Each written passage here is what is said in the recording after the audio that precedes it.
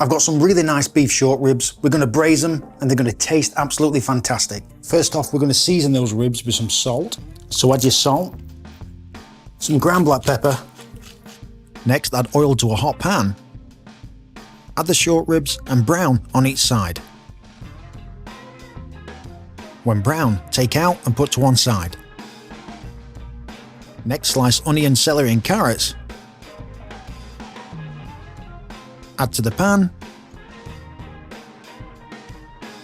Add a pinch of salt, chili flakes, and sweat 10 minutes. After 10 minutes, add flour and cook out 2 minutes. Add the short ribs back to the pan.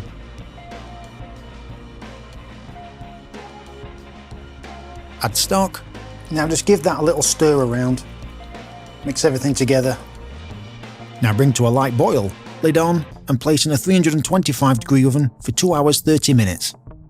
When the short ribs are cooked, take out and put to one side. Strain the gravy, add to a cup and let the fat separate. When separated, scoop out the fat. Now reduce the gravy for 10 minutes. After 10 minutes, add the short ribs to warm through.